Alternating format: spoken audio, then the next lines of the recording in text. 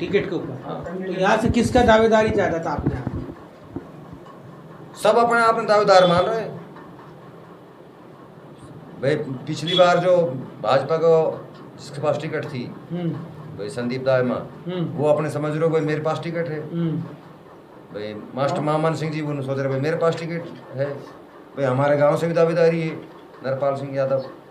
नहीं, पिछली बार तो बीजेपी हार गई ना यहाँ से। हाँ। तो क्या क्या कारण हुआ?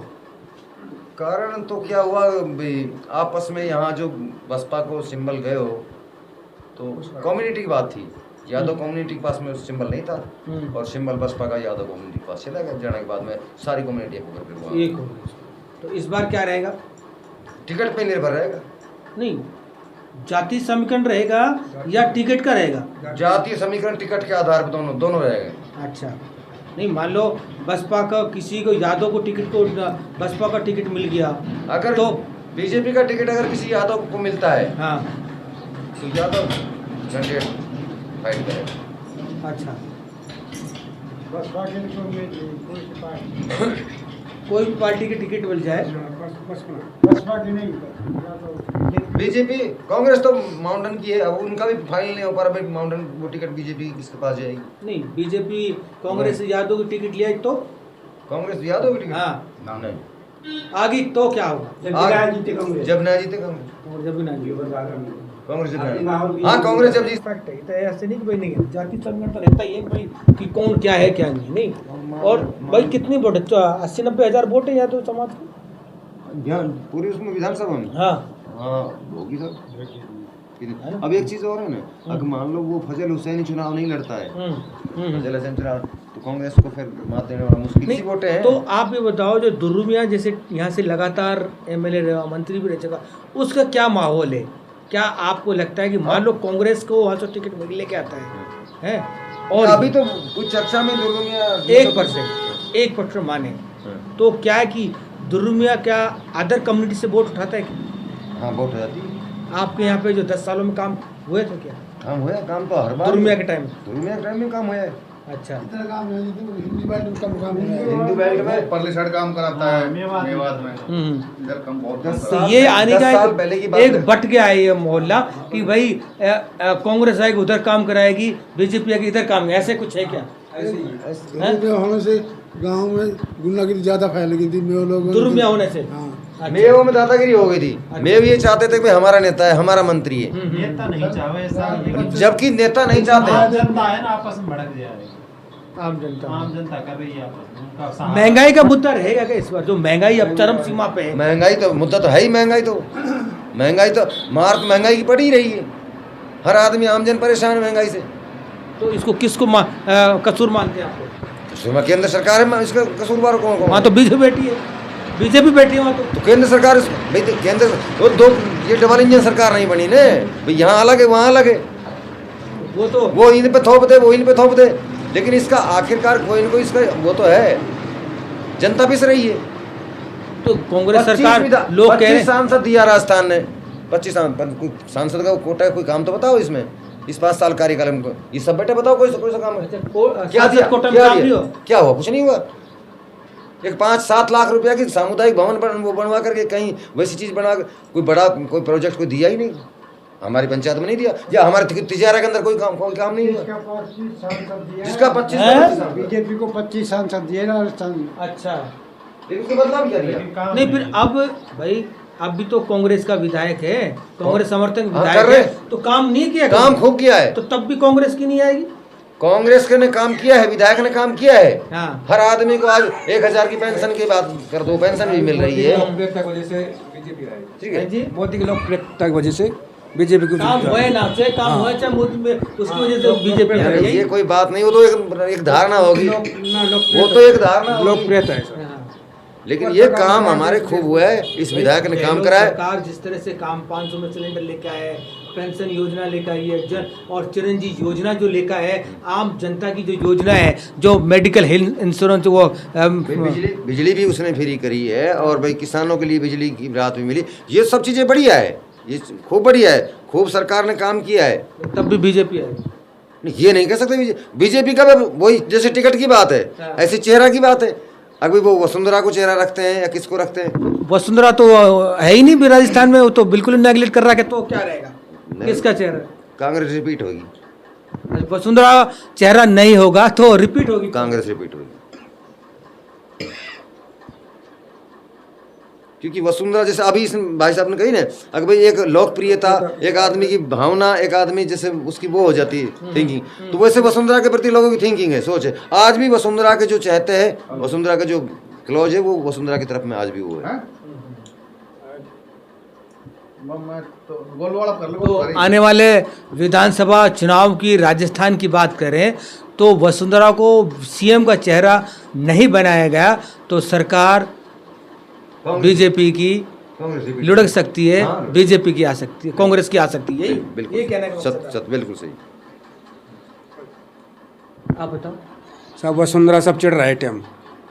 वसुंधरा तो नाची मुख्यमंत्री, क्यों वसुंधरा है, उसको शासन ही सख्त को है ना, शासन सख्त ना है वसुंधरा में। अभी बात कर जब वसुंधरा तो हाँ ना कुछ। आप ये बताइए, जो भिवाड़ी को या तिजारा को जिला नहीं बनाया गया तो उसमें आप क्या कहेंगे, इस बारे को कितना इफेक्ट पड़ेगा आने वाले विधानसभा चुनाव? इससे कोई ये तो एक अज्ञानता वाली बात है भाई। खैरतल है वो भी बढ़िया है, ये भी बढ़िया है, कौन सा बहुत दूर है, ये नजदीक है, इससे कोई ज्यादा बड़ी बात नहीं है। इसमें एक ही बात है, कोई वो नहीं है, इतना नहीं खाना। गाड़ी तो बॉर्डर पे पड़ता है, खैरसर तो सेंटर में है। अच्छा, हाँ, इधर भी चले जाओ, उधर भी चले जाओ।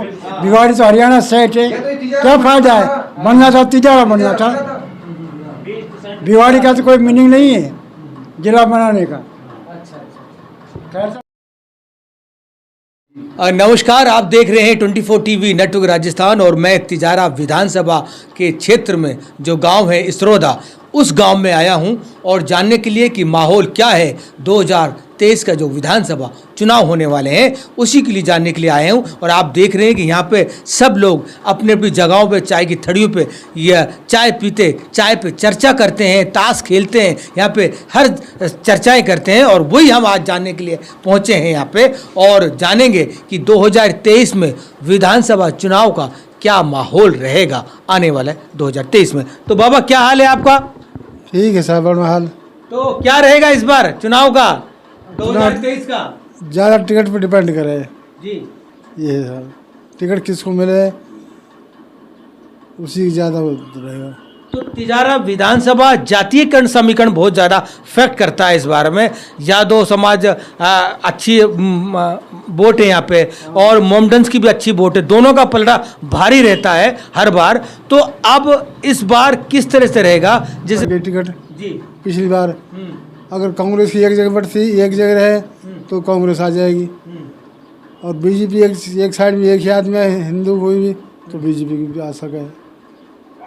ये माहौल है सर। तो इस बार जो रहेगा टिकट में सबसे ज़्यादा दारमदार रहेगा कि टिकट जिसको भी मिलती है तो ऐसा तो नहीं कि मान लो पिछली बार भी तो बीजेपी हारी है ना, दायमा को टिकट मिली, कांग्रेस बीजेपी हारी। तो क्या लगता है कि जातीय फैक्टर बहुत बड़ा फैक्टर है कि जातीय समीकरण से भी चुनाव होगा? जी हाँ, जातीय समीकरण से चुनाव होगा। जातीय समीकरण जो अपने आप को बहुत बड़ा मायने रखता है।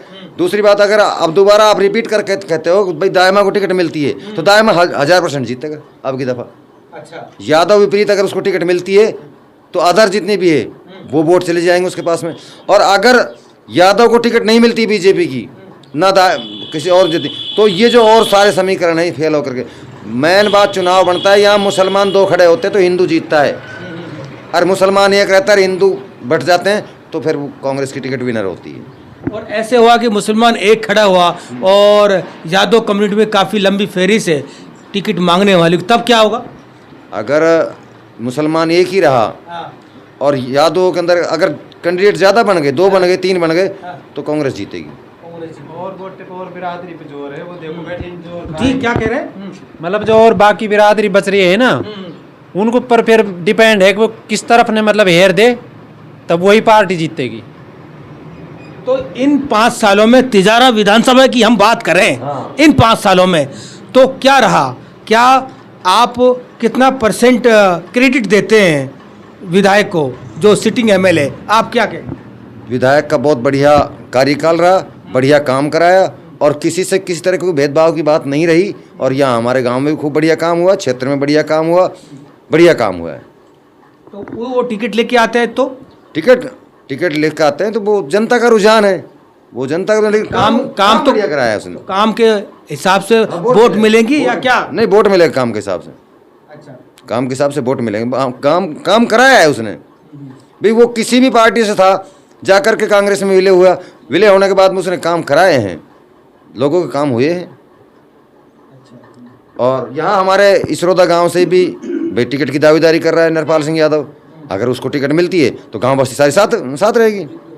नहीं, गांव में साथ है, पूरा विधानसभा तो बात की बात, लेकिन हमारा जो क्षेत्र है, ज्ञान नहीं है, लेकिन हमारा जो क्षेत्र है मालूम है। वो वहाँ से यहाँ से वो अच्छी लीडर लेके चलेगा। तो आपको क्या लगता है?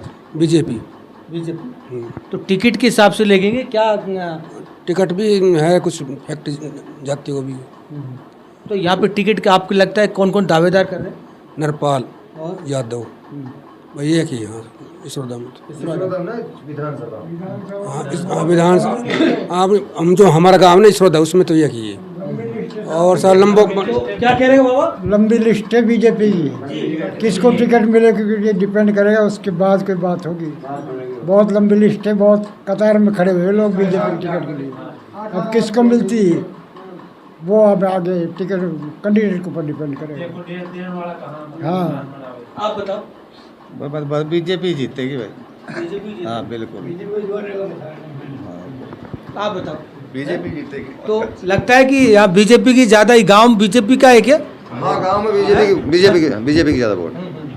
कोई मतलब आप समझो कि 5-7% वोट है वो अदर रहती है, नहीं तो गांव एक मुश्त रहता है, वो बीजेपी नहीं देखा जाता। पिछली बार सारा गांव बसपा था। नहीं, जातीय समीकरण कैसे लगता है कि जिससे मान लो टिकट का सबसे बड़ा फैक्ट होता है। अगर यहाँ आता है तो ये जो हिंदू बेल्ट का बड़ा गांव है, इसमें बात सीधी आती है। अगर मुसलमान उससे लड़ता है, यहाँ से कोई फिर हिंदू या कहा जाता है, इसमें सारा गांव की वोट है, वो परसेंटेज वहीं जाती है।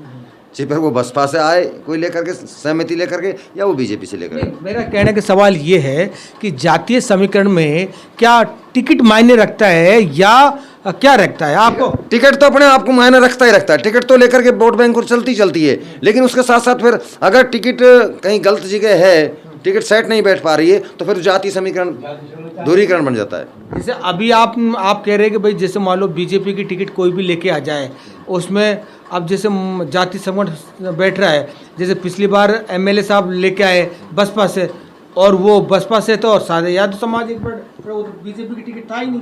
बीजेपी का टिकट नहीं था। बीजेपी का टिकट तो वो जाति समीकरण के ऊपर चला गया ना। जाति समीकरण बीजेपी का टिकट वहाँ गुर्जर समुदाय के पास था, यादव समुदाय के पास में जब ये मनोनीत सदस्य किया गया, तो बसपा के जो ऐसी, इसका मतलब है टिकट का कोई महत्व नहीं है। सबसे ज़्यादा इंपॉर्टेंट है जातीय समीकरण।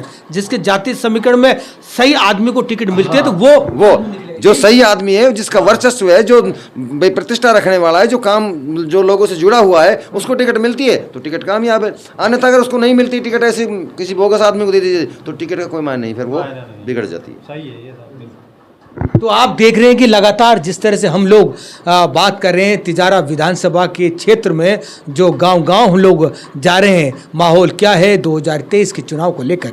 और आज हम पहुंचे हैं इसरोदा गांव में, जो लोगों का कहना है कि सबसे ज़्यादा तिजारा विधानसभा में जातीय फैक्टर बहुत बड़ा एक काम करता है, क्योंकि जब टिकट वितरण होती है, अच्छे कैंडिडेट को टिकट मिलती है और समाज किससे निकल के आता है, तो वो सीट 100% निकल के आती है सामने। और इसी तरह से यहाँ पे सामने निकल के आ रहा है। और आप देख रहे हैं कि बीजेपी और कांग्रेस ये दोनों एक दो समुदाय में बटी हुई नजर आ रही है। जैसे ये लोग कह रहे हैं कि रोड के उस पार हम बात करें कि मेव कम्युनिटी का सबसे ज़्यादा वोट है, और रोड के इस पार देखें तो यादव बेल्ट में सबसे ज़्यादा वोट है। तो उस हिसाब से यहाँ पे टिकट वितरण होती है। जैसे यादव समाज की बीजेपी की टिकट मिलती है, और मोमडन्स की बात कर रहे हैं तो कांग्रेस की मोमडन्स कम्युनिटी को मिलती है। लगातार इस तरह से टिकट यहाँ पे वितरण होती है। मैं आपको बता दूं कि तिजारा विधानसभा लगातार कांग्रेस का कब्जा रहा है। मंत्री भी यहाँ पे रह चुके हैं ध्रुव मियाँ जी, और इस बार एक बार बीजेपी यहाँ पे जीती है, एक बार बसपा जीती है। अब 2023 में क्या रहेगा ये आने वाला समय बताएगा। देखते रहिए 24 टीवी नेटवर्क राजस्थान।